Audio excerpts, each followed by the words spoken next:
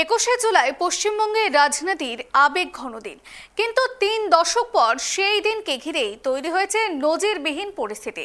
21শে জুলাইয়ের দাবিদার এবার এক নয়, 3 পক্ষ। কালীঘাট তৃণমূল, ঋতব্রত তৃণমূল এবং প্রদেশ কংগ্রেস, 3টি আলাদা কর্মসূচি।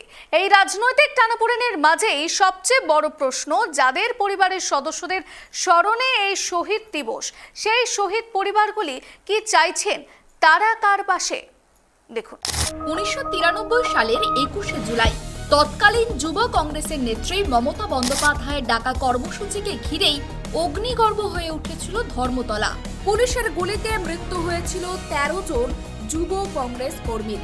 সেই ঘটনার স্মরণেতেই গত 3 দশক ধরে তৃণমূল কংগ্রেসের শহীদ দিবস সমাবেশ হয়ে উঠেছিল রাজ্যের অন্যতম বড় রাজনৈতিক কর্মসূচি।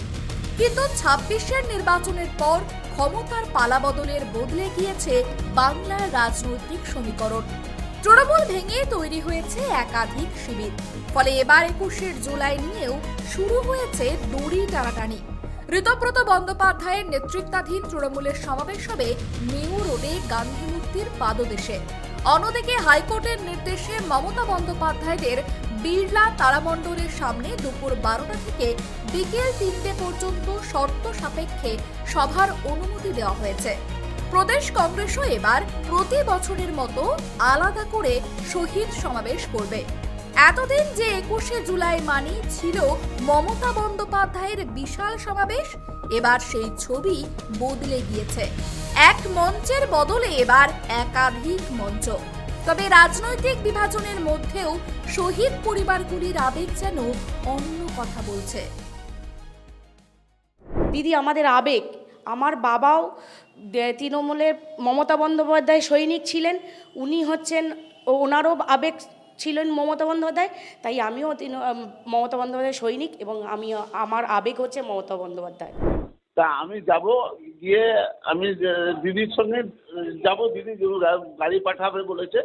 হ্যাঁ, গাড়ি না পাঠালেও আমি চলে যাব কালীঘাটে। উনি এখানে যখন বন্ধন দাস মারা যায় তখন দিদি এখানে ওনার বাড়িতে 3-4 বার এসেছেন। ওনার মা, বন্ধন দাসের মাকে অনেক কিছু সাহায্য করেছেন। অধিকাংশ শহীদ পরিবারের সদস্যদের বক্তব্য, তাদের কাছে 21শে জুলাই কেবল রাজনৈতিক কর্মসূচি নয়, প্রিয়জনকে স্মরণ করার দিন। তাই জানিয়েছেন মমতা বন্দ্যোপাধ্যায়ের মঞ্চেই উপস্থিত থাকবেন তারা। আমরা তৃণমূল কংগ্রেস বলতে মমতা বন্দ্যোপাধ্যায়কেই চিনি, তাই মমতা বন্দ্যোপাধ্যায় যেখানে বিড়লা তারামণ্ডলে করছেন ওখানেই আমরা যাব। দিদির সাথেই থাকবো। কোন নেতা কিভাবে চলে গেল কি গেল আমাদের জানার দরকার নেই, তারা যেতে পারে, কিন্তু কর্মীরা কোনোদিন আমাদের দিদিকে ছেড়ে কোনোদিনই যাবে না। মমতা বন্দ্যোপাধ্যায়কে, এমনকি সাধারণ মানুষও দিদিকে ছেড়ে কোনোদিনই যাবেন না। যে ঋতব্রতকে দেখে তো আমরা তৃণমূলটা করছি না। তৃণমূল বলতে আমরা একটাই মুখ চিনি, সেটা হচ্ছে মমতা বন্দ্যোপাধ্যায়। এই ঘটনাটা, এই মর্মান্তিক যে ঘটনাটি ঘটেছিল, তখন ঋতব্রত কোথায়? তখন তো দিদিই ছিলেন। তো এবারে কি 21শে জুলাই আপনি যাবেন? হ্যাঁ, যাব। কোন মঞ্চে যাবেন? আমি একটাই মঞ্চ জানি, সেটা হচ্ছে মমতা ব্যানার্জি যতদিন বাঁচবে, যতদিন তৃণমূল কংগ্রেস থাকবে, হ্যাঁ, ততদিন মমতা ব্যানার্জির পাশেই থাকবে। বেইমানদের মতো পালিয়ে যাব না। আচ্ছা, আপনি কি এবারে আমন্ত্রণ পত্র পেয়েছেন?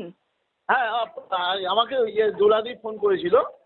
দোলা সেন ফোন করেছিল, যে আমাকে জিজ্ঞেস করেছিল, ঋতব্রত থেকেও ফোন করেছিল। আচ্ছা, তা আমি জানিয়ে দিয়েছি, বলছে না যাবো না, দিদির কাছেই থাকবো। প্রত্যেক বছরে যায়। হ্যাঁ, দিদির বাড়িতে যাই, দিদির বাড়িতে গাড়িতে করে নিয়ে যায়, এইবারও নিয়ে যাবে।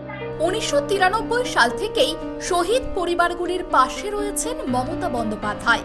তাই দল ভাঙলেও দিদির প্রতি তাঁদের আবেগ ও আনুগত্য যে বিন্দুমাত্র কমেনি, তা স্পষ্ট করে দিয়েছেন পরিবারের সদস্যরা। আমার মাকে চাকরি দিয়েছেন, আর্থিক সহায়তা করেছেন, এখনও পর্যন্ত আমরা তার বাড়িতে যাচ্ছি, তিনি আমার খবরও নেন, সব কিছুই আছে।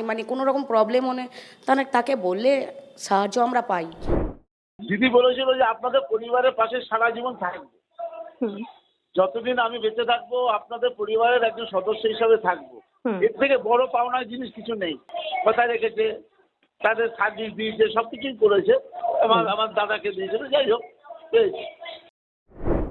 দেখেছে যে এরকম অসুবিধা। আমি বলতাম আমাকে কে চালাবে সংসার, আমার তো দুটো ছেলে, বাচ্চা নিয়ে কি করব।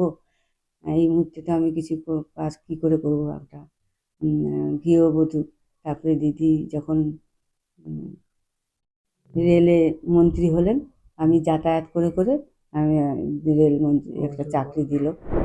হ্যাঁ, দিদি অনেক উপকার করেছে, চাকরি দিয়েছে, বাড়িতে প্রত্যেক বছর আমাদেরকে খোঁজ খবর রাখে আর বছরে টাকা দেয়। যাদের আত্মত্যাগকে ঘিরে এই দিনটির জন্ম, সেই শহীদ পরিবারগুলির কাছে সবচেয়ে গুরুত্বপূর্ণ স্মৃতি, শ্রদ্ধা এবং সম্মান। রাজনৈতিক লড়াইয়ের বাইরে তাদের একটাই প্রত্যাশা, শহীদদের আত্মবলিদান যেন কোনোভাবেই দলীয় দ্বন্দ্বের আড়ালে চাপা না পড়ে।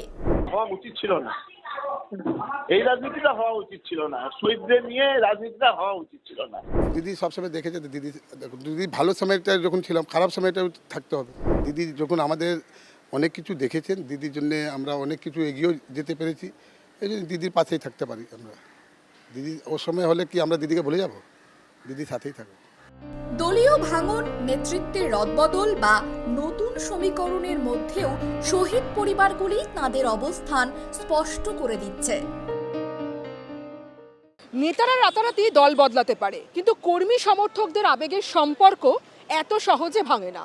শহীদ পরিবারগুলির বক্তব্যে সেই ইঙ্গিত মিলছে। ফলে 21শে জুলাই নিয়ে যতই দড়ি টানাটানি হোক না কেন, তাদের সমর্থন মমতা বন্দ্যোপাধ্যায়ের জন্য একটা বড় রাজনৈতিক বার্তা বলেই মনে করছে রাজনৈতিক মহল। ক্যামেরায় বরুণ ভান্ডারীর সঙ্গে দেবযানী সরকার, কেটিভি বাংলা, কলকাতা।